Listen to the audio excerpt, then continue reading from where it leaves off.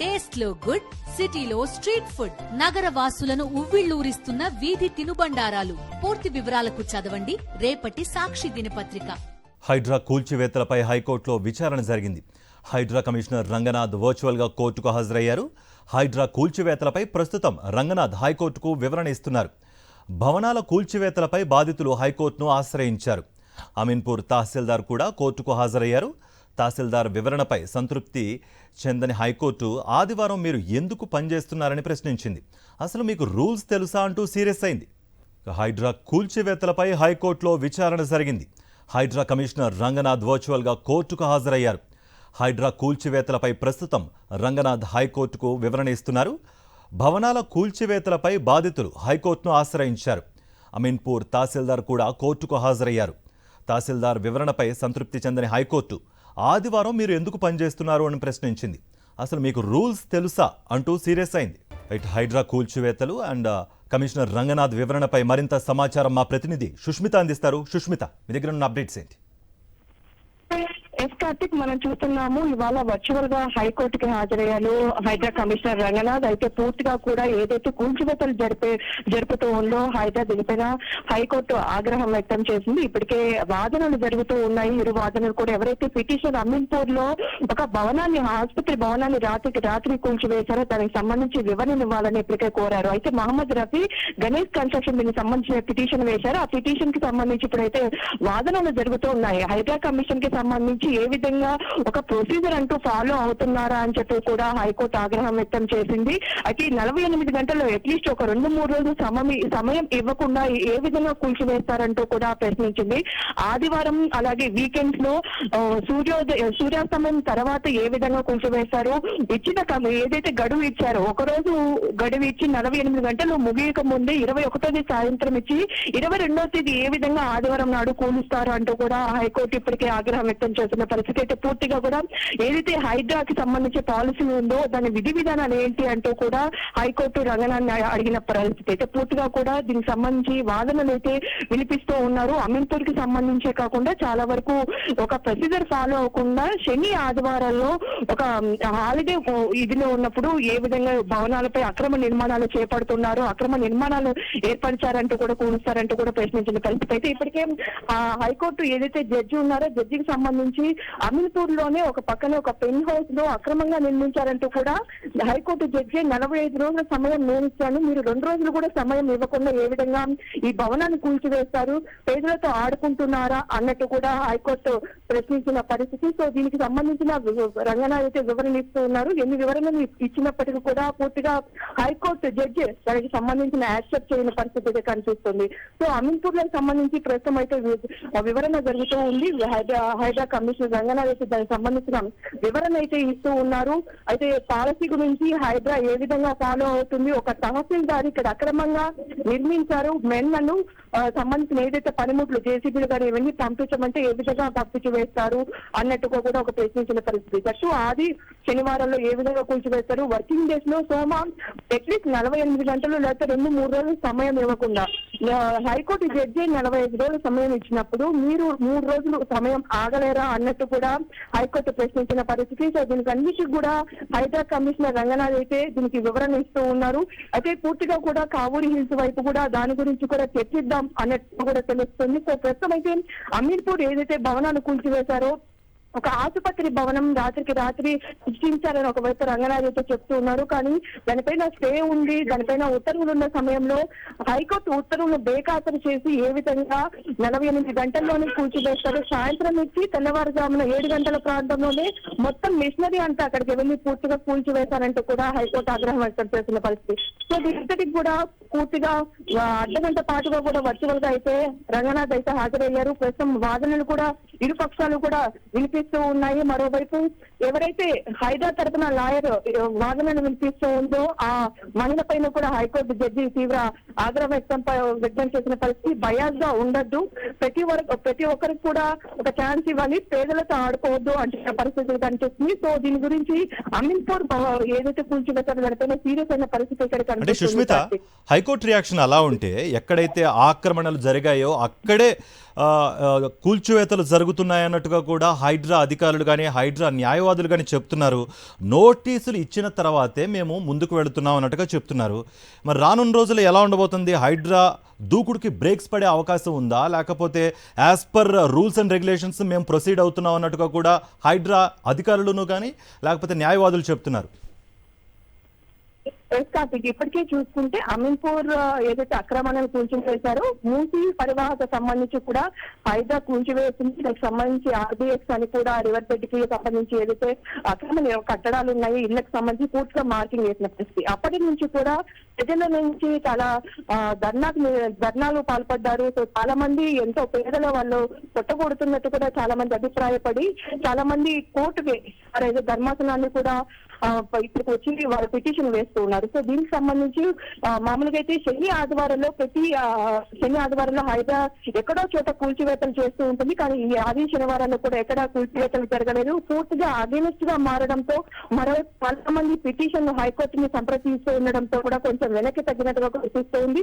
ఒక హైడ్రా అనేది ఎటువంటి పాలసీ ఉంది, ఎటువంటి రెగ్యులేషన్స్ ఉన్నాయి వాళ్ళ నిర్మాణాలు కూల్చడానికి, చెరువుల బాధ్యత పరిరక్షణ అనేది సబబే, అలాగే ప్రభుత్వ భూములను కాపాడడం కూడా సబబే. కానీ ఈ విధంగా ఫాలో అవడం చాలా దురదృష్టకరం అన్నట్టుగా కూడా హైకోర్టు వ్యక్తం చేస్తూ ఉంది.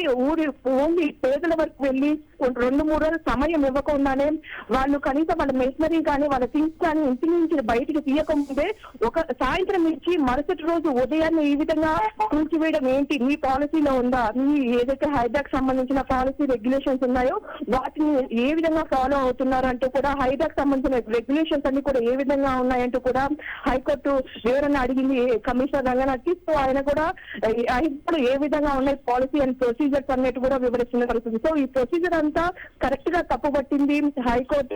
పూర్తిగా ఈ తప్పుదో ఉన్నట్టుగా కూడా ఆక్రమణలు ఈ విధంగా కాపాడడం, ప్రభుత్వ భూములను ఈ విధంగా కాపాడడం సరికాదు. దానికంటే సమయం ఇవ్వడం, పేదవారికి వారు సమయం ఇచ్చిన అనంతరం వాళ్ళు ఖాళీ చేసిన తర్వాత కూల్చాలంటూ కూడా చెప్తున్న పరిస్థితి. సో లాయర్లు వాదనలు కూడా వింటూ ఉన్నారు. హైడ్రా కమిషనర్ చెప్పిన దాన్ని కూడా హైకోర్టు పూర్తిగా ఆగ్రహం వ్యక్తం చేస్తుంది. ఒక ప్రొసీజర్ లో వెళ్ళాలి కానీ ఈ విధంగా వెళ్ళడం అసలు కరెక్ట్ కాదంటూ కూడా హైకోర్టు ఇప్పటికే చివాట్లు పెడుతున్న పరిస్థితి కనిపిస్తుంది. సుష్మిత అండి, ఒక పక్కన హైకోర్టు ఆగ్రహం కానీ ఇటు బీఆర్ఎస్ బీజేపీ బాధితులతో కలిసి ఏవైతే మీటింగ్లు పెట్టడం లేకపోతే ధర్నా చేయబోతున్నాం అన్నట్టుగా కూడా హెచ్చరికలు జారీ చేయటం, ప్రభుత్వం మీద ప్రెషరైజ్ చేయటం, ఇట్లాంటివి చూస్తుంటే మరి కొన్ని రోజులు బ్రేక్ ఇచ్చే అవకాశాలు ఏమైనా కనిపిస్తున్నాయా హైడ్రా? ప్రస్తుతం ఈ విధంగా హైకోర్టు కూడా ఆగ్రహం వ్యక్తం చేయడంతో హైకోర్టు ఇప్పుడు ఏది రంగనాథ్ కూడా ఆయన ఎటువంటి రెస్పాన్స్ ఇస్తున్నప్పటికీ కూడా హైకోర్టు దాన్ని జడ్జి యాక్సెప్ట్ చేయని పరిస్థితి అయితే కనిపిస్తుంది. సో పూర్తిగా కూడా ఇది హైడ్రా పాటిస్తున్న నియమాలన్నీ కూడా కరెక్ట్ కాదు అని బేసిక్గా చెప్పేశారు. సో ఇవన్నీ కూడా ఫాలో అవుతూ నెక్స్ట్ ప్రొసీజర్ వాళ్ళు ఏ విధంగా వేయబోతున్నారు, మళ్ళీ తర్వాత వీళ్ళ ఏదైతే దూకుడు బుల్డోజర్ తో ముందుకు వెళ్తున్న వారు ఖచ్చితంగా కొంచెం వెనక్కి తగ్గే అవకాశం అయితే కనిపిస్తుంది. దీని విధి విధానాలు మరీ సరి చేసుకొని మళ్ళీ తిరిగి హైడ్రా దూకుడు పెంచుతుందా, లేకపోతే పేదల వారిపైన ఈ విధంగానే వారు ఆక్రమణ నిర్మాణాలంటూ కూడా ఒకవైపు ఎవరైతే భవనాలు నిర్మిస్తున్న భవనాలను కూల్చివేస్తాము, నివాసితులను కూల్చమని చెప్తున్నప్పటికీ కూడా నివాసితులు ఉన్నప్పటికీ కూడా వాళ్ళ భవనాలు కూడా కూల్చుతూ ఉండడంతో కూడా పూర్తిగా పేద ప్రజలు కానీ చాలా మంది సామాన్యులు కూడా ఆదరణ వ్యక్తం చేస్తూ ఉన్నారు గత 9 రోజులుగా. సో ఈ విధంగా ప్రతిపక్ష పార్టీ ఏదైతే ఉందో వారు కూడా బీఆర్ఎస్ వారు కూడా ఎక్కడికక్కడ వెళ్ళి వారికి సంప్రదించడం కానీ ఈ విధంగా చేయడం కరెక్ట్ కాదని పూర్తిగా కూడా ప్రభుత్వానికి అగెనిస్ట్ గా మారుతూ ఉండడంతో కూడా దీనిపైన ఒక విధి తీసుకొచ్చే మరి తిరిగి ఈ హైదరాబాద్ ఏమన్నా చేర్పులు మార్పులు జరిగే అవకాశం ఉన్నట్టు కనిపిస్తుంది. ప్రస్తుతం అయితే హైకోర్టు ఈ విధంగా ఆగ్రహం వ్యక్తం చేయడంతో పూర్తిగా హైడ్రా ఇప్పుడు కొంచెం వెనక్కి తగ్గే అవకాశం కనిపిస్తుంది. సో ఈ విధి విధానాలు మార్చేట ప్రభుత్వంతో నివేదికలు కానీ వాళ్ళు చర్చల తర్వాత మరింత తర్వాత దీనిపైన బయటికి మళ్ళీ వచ్చే అవకాశం అయితే కనిపిస్తుంది. Right Sushmita.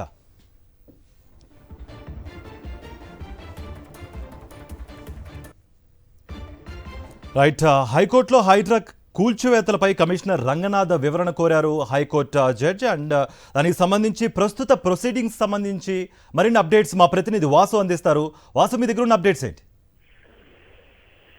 Traffic Hydraa commissioner Ranganath ను తెలంగాణ హైకోర్టు ప్రశ్నల వర్షం కురిపిస్తా ఉంది. అయితే హైడ్రాకు ఉన్నటువంటి చట్ట పద్ధతి ఏంటి, అసలు మీరు ఏ లక్ష్యం కోసం పనిచేస్తా ఉన్నారో చెప్పాలంటూ కూడా ప్రస్తుతం రంగనాథ్ ను నిలదీసిన పరిస్థితి కనిపిస్తా ఉంది. ఎందుకంటే ఇటీవల కాలంలో ఏదైతే కూల్చివేతలకు సంబంధించినటువంటి వ్యవహారంలో కూడా అమీన్పూర్ సంబంధించి ఒక ఆసుపత్రి కూల్చివేత విషయంలో కూడా కనీసం మందులు కూడా తీసుకోకుండా తన ఆసుపత్రిని కూల్చేశారంటూ కూడా ఒక వ్యక్తి హైకోర్టును ఆశ్రయించిన నేపథ్యంలో కూడా రంగనాథ్ నేరుగా హాజరు కావాలని హైకోర్టు ఆదేశించింది. ప్రస్తుతం రంగనాథ్ వర్చువల్ గా హాజరైనప్పటికీ అతన్ని ఈ ప్రశ్నల వర్షం గురిపిస్తా ఉంది. అయితే కోర్టు అడిగిన ప్రశ్నలకు మాత్రమే సమాధానం చెప్పాలి, మీరు దాటవేసే ధోరణితో వెళ్తున్నారని కూడా అంటే ఆయన అమీన్పూర్ విషయం మాత్రమే మాట్లాడాలని కూడా కోర్టు హెచ్చరిస్తున్న పరిస్థితి కనిపిస్తుంది. అయితే అమీన్పూర్ పై దీనికి సంబంధించి ప్రధానంగా కూడా ఎన్ఓసికి సంబంధించి ఇళ్ల నిర్మాణాలకు సంబంధించి కూడా అనుమతులు ఇచ్చింది ప్రభుత్వం సంబంధించినటువంటి ఉద్యోగులు.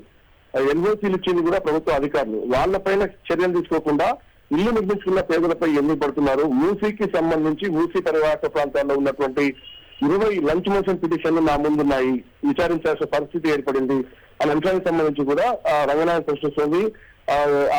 ఏదైతే ప్రభుత్వ ఆస్తుల్ని ప్రభుత్వ భూములను మీరు కాపాడండి, దానికి మేము అండగా ఉంటాం, ఆ తర్వాత సామాన్యుల దగ్గరికి వెళ్ళండి అంటూ కూడా హైకోర్టు అయితే ఒక తీవ్రంగా మందలిస్తున్న పరిస్థితి వస్తుంది. కళ్ళు మూసుకొని ఇల్లు కూల్చివేతకు యంత్రాలు ఇస్తారా? రంగనాథ్కు హైకోర్టు ప్రశ్నిస్తా ఉంది. ఏ విధంగా బిల్డోజర్లు ముందుకెళ్తారు అంటే ముందస్తు నోటీస్ ఇచ్చినప్పుడు కూడా ఖాళీ చేసే సమయం కావచ్చు, ప్రత్యామ్నాయం చూపకుండా ఏ విధంగా మీరు కూల్చివేతలు పాల్పడతారు?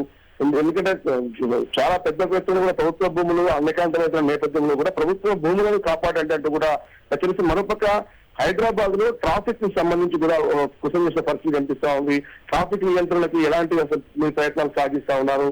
ఇవన్నీ చూడకుండా పేదల ఇళ్ల నిర్మాణాలకు సంబంధించి వాటిపైన కూల్చివేతలకు వెళ్లే ముందు అధికారులపై ఎందుకు క్రిమినల్ కేసులు పెట్టడం లేదు? ఎవరు ఎన్ఓసీలు ఇచ్చారు, ఎవరు పర్మిషన్ ఇచ్చారు? ఇరిగేషన్ డిపార్ట్మెంట్ కావచ్చు, అవసరమైతే జిహెచ్ఎంసీ కావచ్చు, ఏ డిపార్ట్మెంట్ అయినా పర్మిషన్ ఇచ్చి కట్టుకున్న ఇళ్లను కూడా ఎందుకు కూలుస్తున్నారన్న అంశానికి సంబంధించి. ఎందుకంటే చాలా మంది పేదలకు సంబంధించి ఎవరో వెంచర్ చేసి ఎవరో ఫ్లాట్ అమ్మితే తర్వాత కట్టుకొని వాళ్ళు నివాసం ఉంటున్న నేపథ్యం అంటే దాదాపు 30 నుంచి 40 సంవత్సరాల పైగా ఉన్నప్పటికీ ఇప్పుడు వచ్చి కూల్చివేతల పేరుతో బుల్డోజర్లు ముందు నుంచి కూల్చడం మాత్రం సరైన పద్ధతి కాదంటూ కూడా హెచ్చరికలు జారీ చేస్తుంది.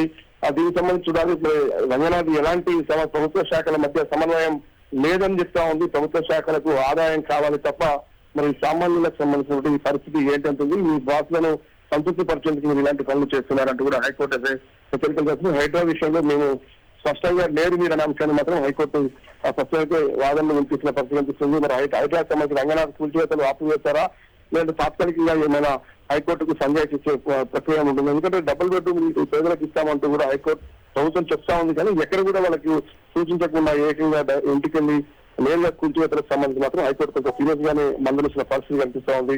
చూడాలి మీరు రంగనాథ్ ప్రభుత్వం తరపు నుంచి ఎలాంటి వివరణ కోర్టుకి ఇస్తారు. ప్రస్తుతం వాదనలు కొనసాగుతా ఉన్నాయి. రైట్ వాసు.